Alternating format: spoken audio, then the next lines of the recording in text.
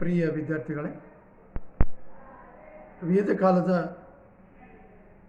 ನಾಗರಿಕತೆಯಲ್ಲಿ ಪ್ರಮುಖ ಆಧಾರವಾಗಿರುವ ವೈದಿಕ ಸಾಹಿತ್ಯದ ಬಗ್ಗೆ ಇವತ್ತು ತಿಳಿದುಕೊಳ್ಳೋಣ. ವೇದಕಾಲದ ನಾಗರಿಕತೆಯಲ್ಲಿ ಈ ವೈದಿಕ ಸಾಹಿತ್ಯವು ಅದರ ಸಮಗ್ರವಾಗಿರುವಂಥ ಒಂದು ಚರಿತ್ರೆಯನ್ನು ತಿಳಿದುಕೊಳ್ಳುವಲ್ಲಿ ನಮಗೆ ಪ್ರಮುಖ ಆಧಾರವಾಗಿರುವಂಥದ್ದು. ಈ ಸಾಹಿತ್ಯವು ಕ್ರಿಸ್ತಪೂರ್ವ 2000ರಿಂದ 600ರ ಅವಧಿಯಲ್ಲಿ ರಚನೆಯಾಗಿರುವುದು ಕಂಡುಬರ್ತಾ ಇದೆ. ವೇದ ಅಂದರೆ ಜ್ಞಾನ ಅಥವಾ ತಿಳಿ ಅನ್ನೋಂಥ ಅರ್ಥವನ್ನು ನಾವು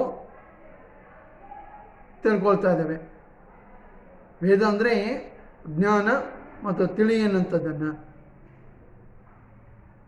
ಯಜ್ಞಗಳ ಅನುಕೂಲಕ್ಕಾಗಿ ಈ ವೈದಿಕ ಸಾಹಿತ್ಯವನ್ನು, ವೇದ ಸಾಹಿತ್ಯವನ್ನು ನಾವು 4 ಸಂಹಿತೆಗಳಲ್ಲಿ ರಚನೆ ಕಾಣ್ತಾ ಇದ್ದೇವೆ. ಅವುಗಳಲ್ಲಿ ಋಗ್ವೇದ, ಯಜುರ್ವೇದ, ಸಾಮವೇದ, ಅಥರ್ವವೇದ ಪ್ರಮುಖವಾಗಿ ಬರ್ತಾ ಇದ್ದಾವೆ. ಇಲ್ಲಿ ಋಗ್ವೇದ ಇದನ್ನು 6ರ ಪ್ರಥಮ ವೇದ ಸಾಹಿತ್ಯ ಅಂತೇಳಿ ನಾವು ಕರೀತಾ ಇದ್ದೇವೆ. ಇದರಲ್ಲಿ 1017 ಶ್ಲೋಕಗಳು ಒಳಗೊಂಡಿದ್ದು 6ರ ರಾಜಕೀಯ, ಸಾಮಾಜಿಕ, ಧಾರ್ಮಿಕ, ಆರ್ಥಿಕ ಜೀವನದ ಬಗ್ಗೆ ತಿಳಿಸಲ್ಪಡ್ತಾ ಇದೆ. ಯಜುರ್ವೇದ, ಈ ವೇದ 40 ಅಧ್ಯಾಯಗಳನ್ನು ಒಳಗೊಂಡು ನಮಗೆ ಸಿಗ್ತಾ ಇದೆ. ಇದರಲ್ಲಿ ಯಜ್ಞ, ಯಾಗ ಕೈಗೊಳ್ಳುವ ವಿಧಿವಿಧಾನಗಳನ್ನು ತಿಳ್ಕೊಳ್ತಾ ಇದ್ದೇವೆ. ಶ್ವೇತ ಯಜುರ್ವೇದ ಮತ್ತು ಕೃಷ್ಣ ಯಜುರ್ವೇದ ಅನ್ನೋಂಥದ್ದು 2 ಭಾಗವಾಗಿ ಇದರಲ್ಲಿ ನಮಗೆ ಕಂಡು ಬರ್ತಾ ಇದ್ದಾವೆ. ಸಾಮವೇದ ಇದು 1549 ಶ್ಲೋಕಗಳನ್ನು ಒಳಗೊಂಡಿದೆ. ಇಲ್ಲಿ ಸೋಮ ಯಜ್ಞ ಮಾಡುವಾಗ ಗಾನ ರೂಪದಲ್ಲಿ ಇರುವಂಥ ಒಂದು ಪ್ರಾರ್ಥನೆಗಳನ್ನು, ಒಂದು ಪ್ರಮುಖವಾದ ಶ್ಲೋಕಗಳನ್ನು ಇಲ್ಲಿ ಕಾಣ್ತಾ ಇದ್ದೇವೆ. ಅಥರ್ವವೇದ, ಈ ವೇದವು 731 ಶ್ಲೋಕಗಳನ್ನು ಒಳಗೊಂಡಿದೆ. ಇದರಲ್ಲಿ ಮಾಟ, ಮಂತ್ರ, ವಿದ್ಯೆ, ವೈದ್ಯಕೀಯ, ವಶೀಕರಣ ಇತ್ಯಾದಿ ಕಾರ್ಯ ಚಟುವಟಿಕೆಗಳ ಬಗ್ಗೆ ಒಂದು ಪ್ರಮುಖವಾದ ಒಂದು ಮಾಹಿತಿಗಳು, ವಿಷಯಗಳು ನಮಗೆ ಸಿಗ್ತಾ ಇದ್ದಾವೆ. ಹೀಗೆ ಈ 4 ವೇದಗಳು ಕೂಡ ನಮ್ಮ ಆರ್ಯರ ಜೀವನದ ಮೇಲೆ ಬೆಳಕು ಬೀರುವಂಥ ಒಂದು ಪ್ರಮುಖ ಆಧಾರಗಳಾಗಿ ಕಂಡುಬರ್ತಾ ಇದ್ದಾವೆ. ಬ್ರಾಹ್ಮಣಕಗಳು ಇವು ವೇದಗಳಲ್ಲಿರುವಂಥ ಒಂದು ಮಂತ್ರಗಳನ್ನು ಗದ್ಯ ರೂಪದಲ್ಲಿ ನಮಗೆ ತಿಳಿಯಲ್ಪಡಿಸ್ತಾ ಇದ್ದಾವೆ. ಪ್ರತಿಯೊಂದು ವೇದವು ಬ್ರಾಹ್ಮಣಗಳನ್ನು ಒಳಗೊಂಡಿರ್ತಕ್ಕಂಥದ್ದು. ಅಂಥ ಒಂದು ಪ್ರಮುಖ ಒಂದು ಬ್ರಾಹ್ಮಣಗಳಲ್ಲಿ ಐತರ್ಯ ಬ್ರಾಹ್ಮಣನಂಥದ್ದನ್ನು, ಕೌಶಿತಕಿ ಬ್ರಾಹ್ಮಣನಂಥದ್ದು, ಶತಪಥ ಬ್ರಾಹ್ಮಣ, ಗೋಪಥ ಬ್ರಾಹ್ಮಣ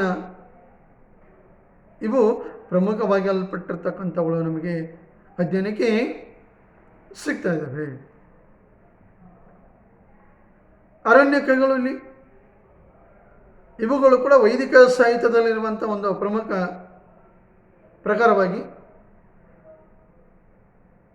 ಅರಣ್ಯಗಳಲ್ಲಿ ವಾಸಿಸುವ ಸನ್ಯಾಸಿಗಳಿಗಾಗಿ ಅಥವಾ ಆಧ್ಯಾತ್ಮಿಕ ಸಾಧನೆ ಮಾಡುವವರ ಮಾರ್ಗದರ್ಶನಕ್ಕಾಗಿ ರಚನೆಯಾಗಿರುವಂಥ ಒಂದು ಕೃತಿಗಳಂತೆ ನಾವು ಕರೀತಾ ಇದ್ದೇವೆ.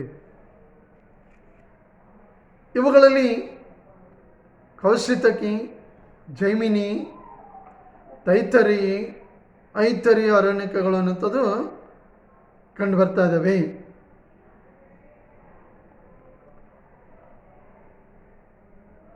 ಉಪನಿಷತ್ತುಗಳಲ್ಲಿ ಇವು ಆರ್ಯರ ತತ್ವಜ್ಞಾನದ ಸಾರವನ್ನು ನಮಗೆ ತಿಳಿಸಲ್ಪಡ್ತಾ ಇದ್ದಾವೆ. ಉಪನಿಷತ್ ಎಂದರೆ ಒಂದು ಗುರುವಿನ ಬಳಿ ಕುಳಿತುಕೊಂಡು ಕಲಿಯುವುದು ಎಂದರ್ಥವಾಗ್ತಾ ಇದೆ. ಉಪನಿಷತ್ ಅನ್ನೋಂಥ ಒಂದು ಪದ ಗುರುವಿನ ಬಳಿ ಕುಳಿತುಕೊಂಡು ಕಲಿಯುವುದು ಎನ್ನುವಂಥ ಅರ್ಥವನ್ನು ನಮಗೆ ತಿಳಿಸ್ತಾ ಇದೆ. 108 ಉಪನಿಷತ್ತುಗಳು, ಅದರಲ್ಲಿ 18 ಮಾತ್ರ ನಮಗೆ ಲಭ್ಯವಾಗಿರ್ತಕ್ಕಂಥದ್ದು.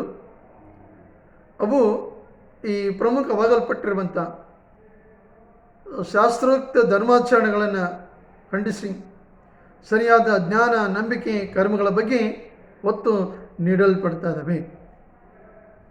ಇಂಥ ಒಂದು ತಾತ್ವಿಕ ವಿಚಾರದ ಬಗ್ಗೆ, ಯಾವ ಒಂದು ತತ್ವ ಧ್ಯಾನದ ಬಗ್ಗೆ ಒಂದು ಪ್ರಮುಖವಾಗಲ್ಪಟ್ಟಿರುವಂಥ ಆಕರಗಳಾಗಿ ಇವುಗಳನ್ನು ನಾವು ಕಾಣ್ತಾ ಇದ್ದೇವೆ.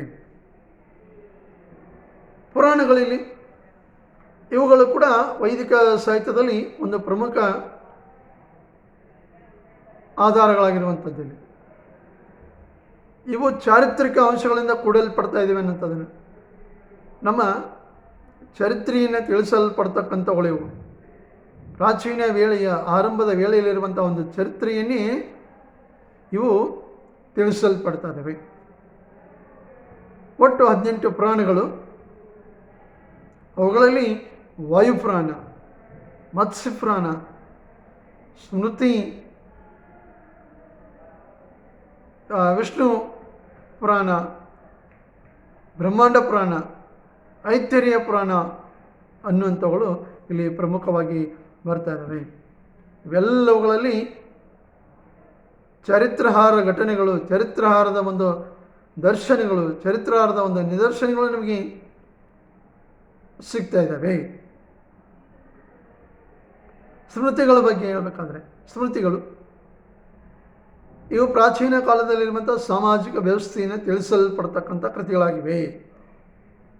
ಪ್ರಾಚೀನ ವೇಳೆಯಲ್ಲಿ ಮಾನವ ಯಾವ ರೀತಿಯಾಗಿರ್ತಕ್ಕಂಥ ಸಮಾಜ ಜೀವನವನ್ನು ಮಾಡ್ತಾ ಇದ್ದ, ಅವನ ಕುಟುಂಬ, ಅವಿಭಕ್ತ ಕುಟುಂಬ ಅನ್ನೋದು ಹೇಗೆ, ವಿವಾಹಗಳ ಅನ್ನೋದು ಹೇಗೆ, ಸಂಸ್ಕಾರ, ರೂಢಿಗಳು, ಪದ್ಧತಿಗಳು, ಸಂಸ್ಕೃತಿ, ಆಚರಣೆ ಎಲ್ಲವುಗಳನ್ನು ತಿಳಿಸಲ್ಪಡ್ತಕ್ಕಂಥದ್ದು ಈ ಸ್ಮೃತಿಗಳಲ್ಲಿ ಕಾಣ್ತಾ ಇದ್ದಾವೆ.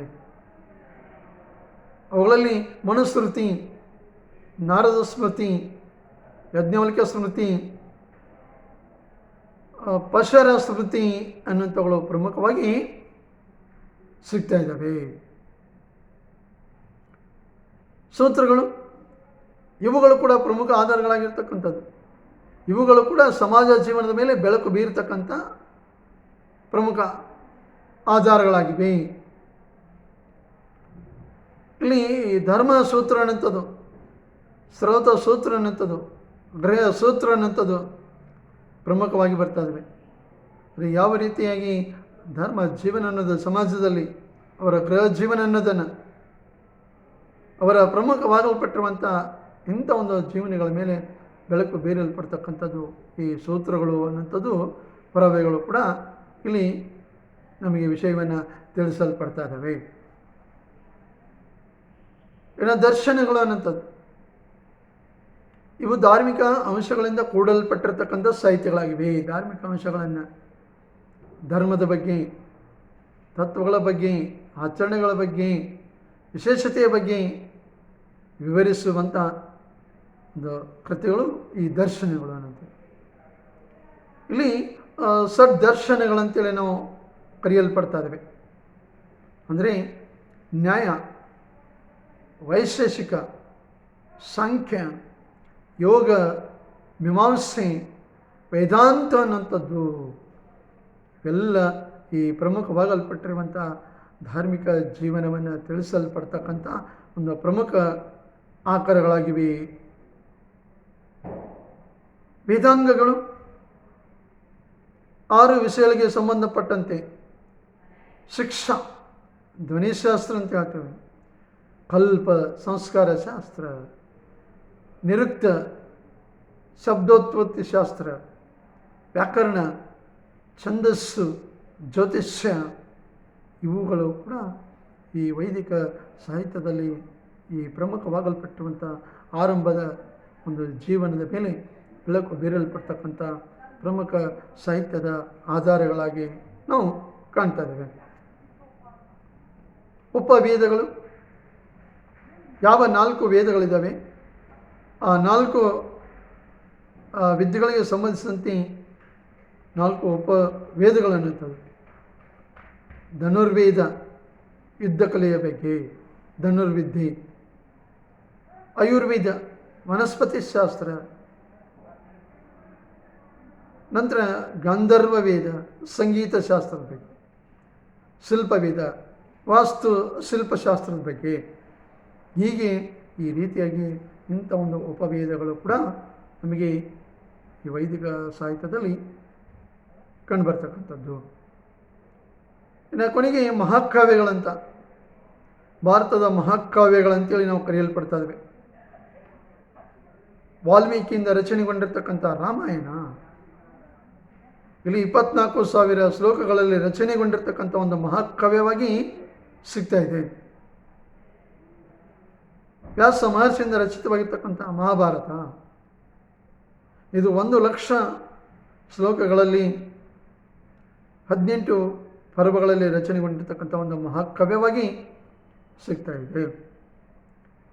ಹೀಗೆ ಈ ರೀತಿ ಮಹಾಕಾವ್ಯಗಳು ಕೂಡ ನಮ್ಮ ಭಾರತದ ಚರಿತ್ರೆಯ ಮೇಲೆ ಅನೇಕ ಒಂದು ಆರಂಭದ ಜೀವನದ ಮೇಲೆ ಬೆಳಕು ಬೀರಲ್ಪಡ್ತಕ್ಕಂಥ ಪ್ರಮುಖ ಆಧಾರಗಳಾಗಿರ್ತಕ್ಕಂಥದ್ದು. ಹೀಗೆ ಈ ಎಲ್ಲ ಈ ವೈದಿಕ ಸಾಹಿತ್ಯದ ಆಧಾರಗಳ ಮೂಲಕವಾಗಿ ನಾವು ಆರ್ಯರು, ತದನಂತರ ಬರ್ತಕ್ಕಂಥ ಎಲ್ಲ ಸಾಮ್ರಾಜ್ಯಗಳ ಅಥವಾ ಬೆಳವಣಿಗೆಯಲ್ಲಿ ಇರುವಂಥ ಒಂದು ಪ್ರಮುಖ ಆಳ್ವಿಕೆಯ ಬಗ್ಗೆ ಜನಜೀವನದ ಒಂದು ಚಿತ್ರಣವನ್ನು ಕಂಡುಕೊಳ್ಳುವುದಕ್ಕೆ ಇವೆಲ್ಲ ಒಂದು ಪ್ರಮುಖ ಆಧಾರಗಳಾಗಿ ನಮಗೆ ಸಿಗ್ತಾ ಇದ್ದಾವೆ. ಇವುಗಳ ಮುಖಾಂತರವಾಗಿ ನಾವು ಸ್ಪಷ್ಟವಾದ ಒಂದು ವಿಷಯವನ್ನು ತಿಳ್ಕೊಳ್ಳೋದಕ್ಕೆ ಅನುಕೂಲ ಆಗ್ತಾ ಇದೆ ಅನ್ನೋದನ್ನು ನಾವು ಕಾಣ್ತಾ ಇದ್ದೇವೆ.